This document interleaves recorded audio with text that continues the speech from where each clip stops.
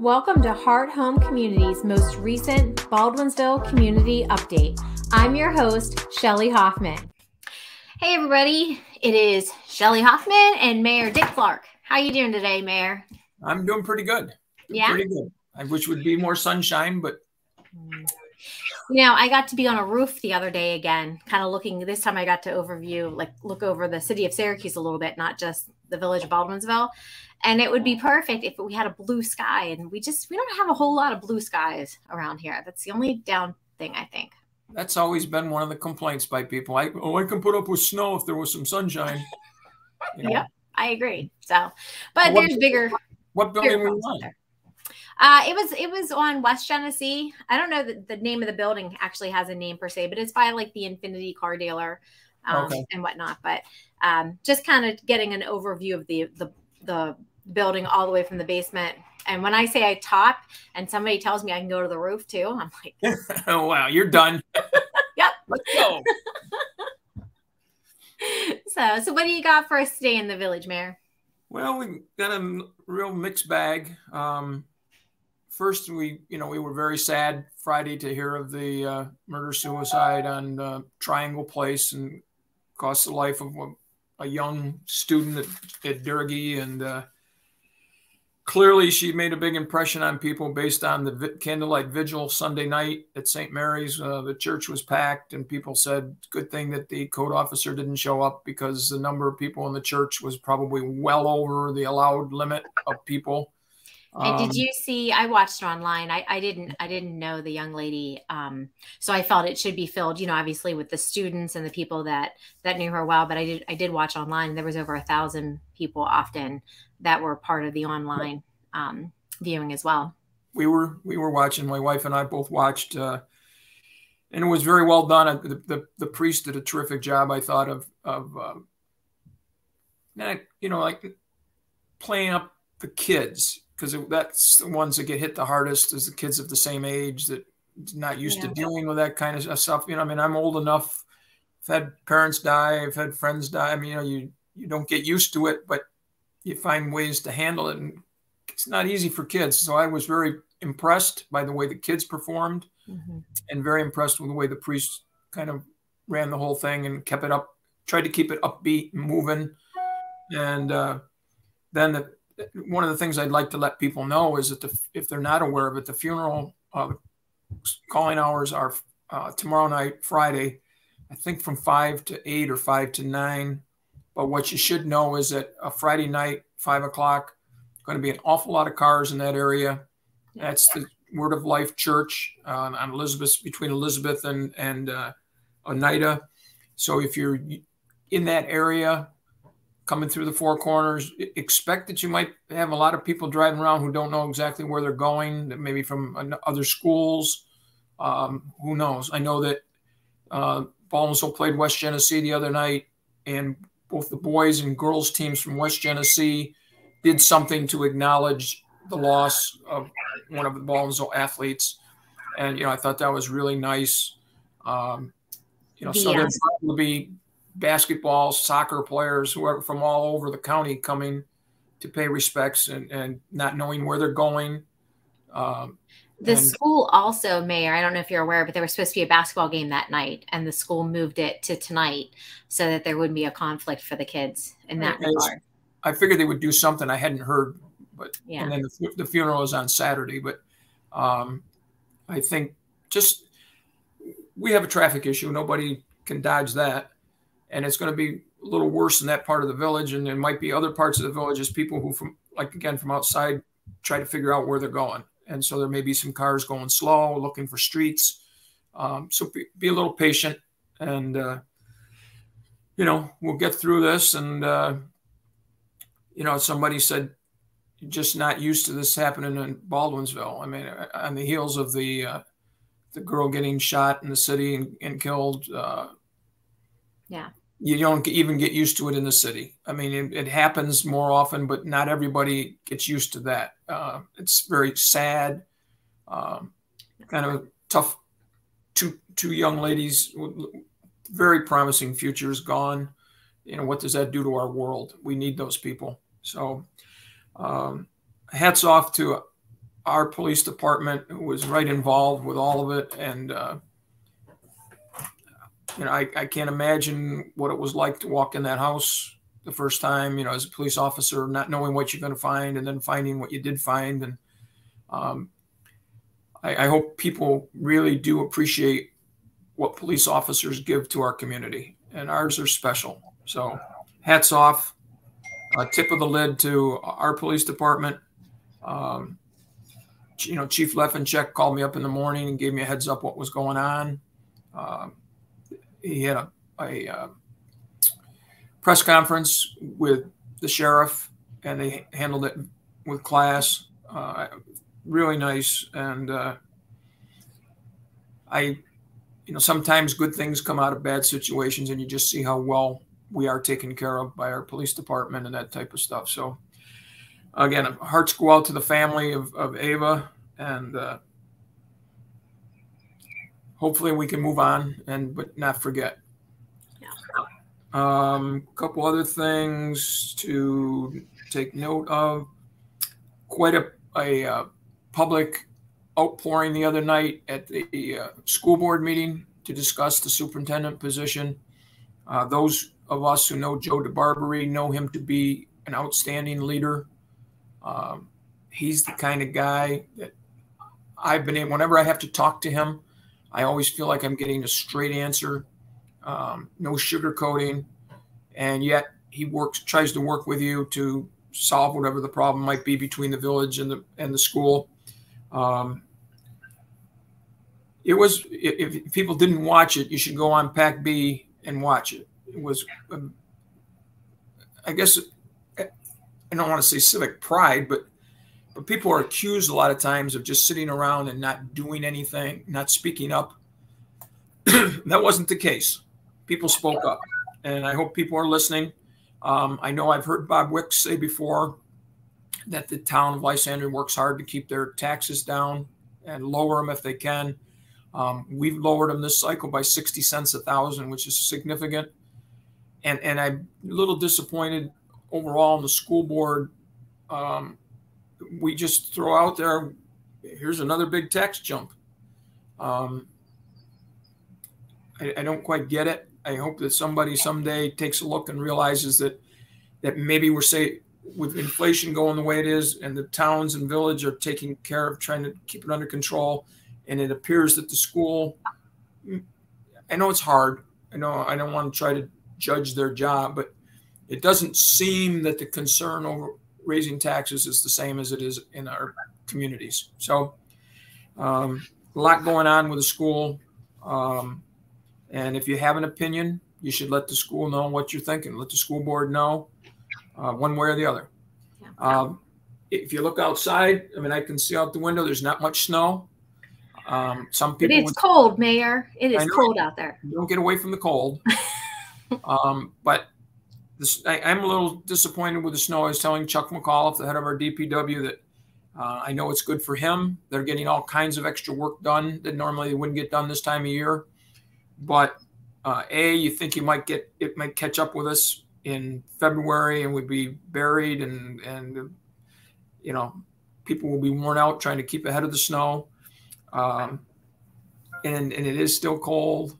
But again, the DPW, if you've noticed around the village, have been working on tree removal. The tree contract has been in effect, and some huge trees have come down, some that were in real bad shape. And we were late getting around to it as far as the contract, but they're working now very hard and just about done with the trees. I know that Chuck's crew has been working very hard on fire hydrant repairs, water leaks, and things that would otherwise be a real problem because people would be in snow plows all day, and there wouldn't be enough bodies maybe to get some things done quickly, but they've been able to do that. And they've been able to do some work on some of the vehicles that needed to be tended to. So there's pluses and minuses with no snow. And I do feel bad with the snow because I have friends who like to snowmobile.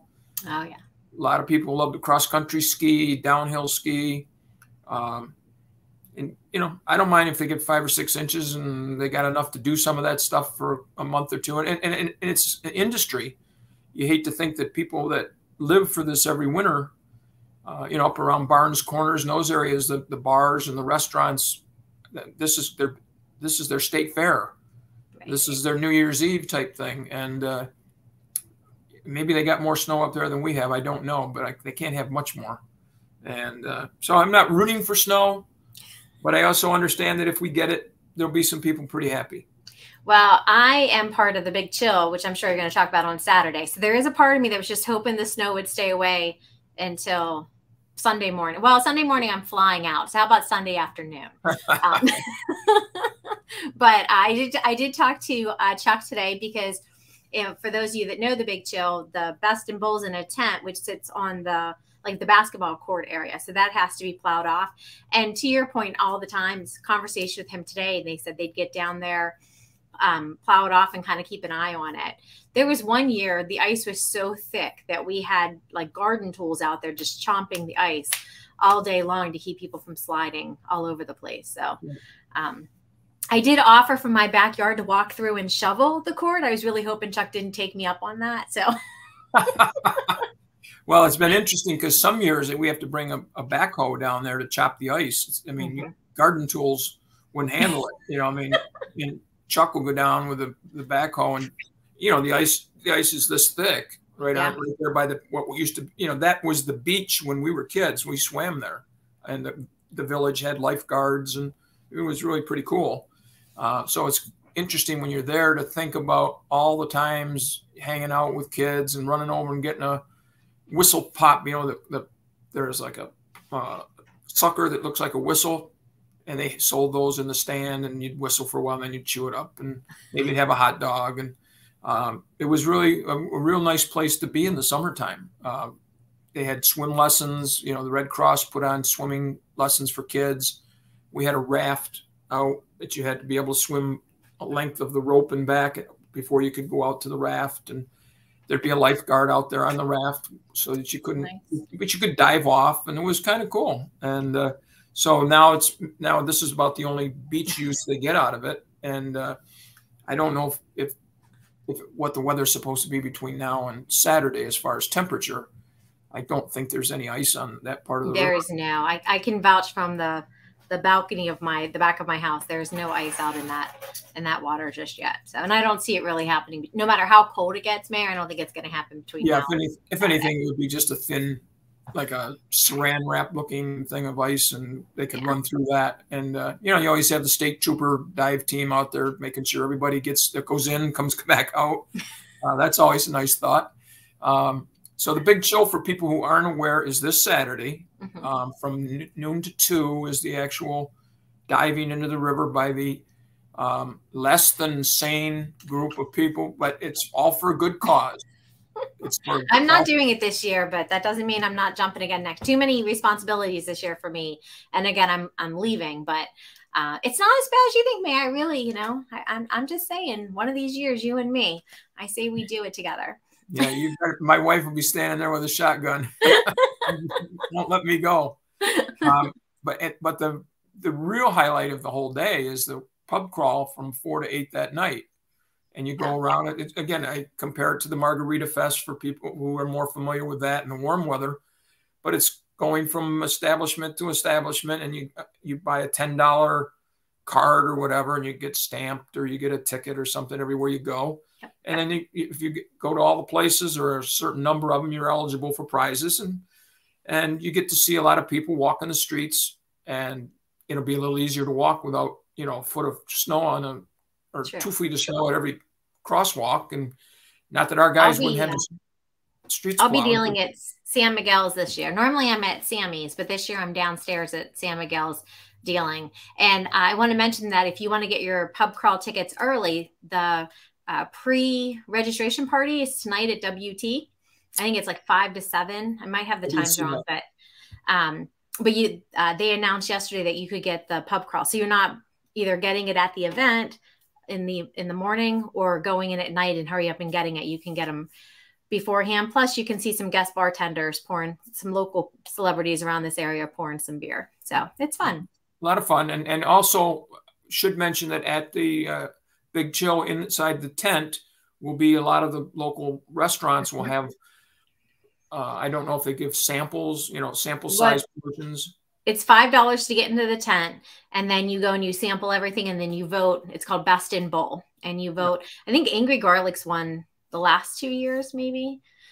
So somebody's going to give them a run for their money this year. I can feel it, but I don't know who it's going to be. But it's always good food, and it's warm. It's warm in the tent. It's worth the $5 to get inside. I got lucky one year. They wanted celebrity judges. Mm-hmm. And so I got to be one of them, and I got to go around and taste all the food. I mean, everything was good. Some were a little better, but I mean, there wasn't one that you went, oh, I will pass on this one. Everything was good. I was wishing the portions were bigger because I could have sat down and pigged out a little bit. But it's great if you've never been to some of the restaurants in town and don't know what their specialties are. I mean, if you don't, well, I've never been a huge garlic fan, but I'd like to try something they have. Well, they'll have something with garlic in it that you can see if it's to your liking. And I saw today on Facebook, we're getting very close to Angry Smokehouse. Yes. The menu's up for anybody that wants to see what's on the menu. A small menu. Jeff Rogers, the owner, did say they would expand, but they're going to start small and kind of work out like any kinks or anything like that, and then go bigger and bigger and bigger. So it's like I would compare to the kid at Christmas, right? Like they're opening, the menu's getting bigger. It's like they just keep building the anticipation. Yeah. It's very exciting. I think people around here will be thrilled. It's nice. Everybody always used to talk about going down to, and I've gone Dinosaur. And, all the ribs and the different food options that are all barbecued and grilled and stuff. And now we'll have it right in the village. And it's liable to become a place for people all around the state to come to, like in nice weather. Well, we live in Watertown. Let's take a drive down to Baldwinsville and eat outside at the smokehouse. So very exciting stuff. I have told people, I was talking to somebody from outside the area, and I said, you would not understand how good the local businesses have been, particularly during the COVID, of keeping themselves marketable, keeping themselves operational, and they survive. I mean, you see the businesses in the city and, other communities that are closing down because they got so far behind during COVID and they just can't catch up. They can't get anybody to work. I hope someday our government realizes they got to make a few changes in unemployment or whatever and say, if you're capable of working, you ought to be working instead of getting paid to stay home. And, that's beyond my control. I just got to hope. Tomorrow's a monumental day for the village. And in some eyes, it won't be a good one, but Mo Butler is retiring as village clerk. I'm very happy that she's going to be able to have time. She's got grandkids and they like to travel, and she's worked very hard. The village clerk's job is maybe the toughest, along with the police chief, might be the toughest job in the village because of the personal contact with everybody. I mean, she's the face, that person is the face of the village. For many years, it was Rosemary Johnson, and then Mo took over. And if you come in with a tax gripe, you get to talk to Mo. If you come in with a question, usually Mo is, because of her experience, she's the one that can answer the question. Not that some of the other people can't, but it happens a lot that it ends up being Mo. And even for me, I mean, I have questions constantly, and what is the rule about this, and how soon do we have to notify somebody about that, and where do we stand with this? And Chuck is in there constantly, and Mike Leffencheck will be in and checking on things, and Ruth Troy from the senior center comes over and has a question on the budget for Mo, and Mark Baker relied on Mo a lot as he started as treasurer, because she was the treasurer before she was the clerk. So it's very difficult to give up people like that. I'm happy for her, happy for her husband, Bill, and I'm sure they'll enjoy retirement. Doesn't mean I got to like it. And I said to people, it's no knock on her replacement. Jody DePaulis has done a great job. She and Mo work well together, and I think Jody will step in and do a great job. So it's nothing about her. It's just, it's like I shouldn't say this because Mo hit me in the head, but it's like a favorite pair of socks that when you need to feel comfortable, you put. You're lucky. You're lucky she's done tomorrow after that comparison. But you just, like, if I would call Mo up about stuff that wasn't even to do with the village, just to mention I saw somebody and did you ever know them? And I think I just saw them the other day, and run it by her because she was at the pulse of everything. I mean, everything seems to go through Village Hall. Yeah. And of course, she's in charge. So good for her, not necessarily good for us as far as personality. We'll miss her, but just hope she has a great retirement. If anybody has dealt with Mo and would like to wish her good luck, you've got till about 3 o'clock tomorrow to do it. Another round of Main Street grants going in. Tomorrow's the deadline. I think we've got about 9 businesses that are looking to upgrade their facades. This is our third go round. We're well over $1 million in improvements in the village. I think that's just outstanding, and hats off to Ryan McMahon for pushing this program.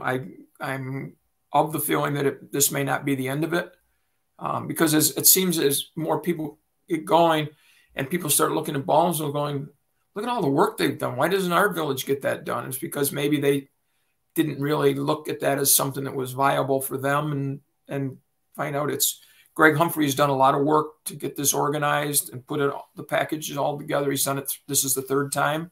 You were like our very first one, not only in the first group, but you got yours done first. Yeah. So you're the example we always use. Look at follow Shelley's lead.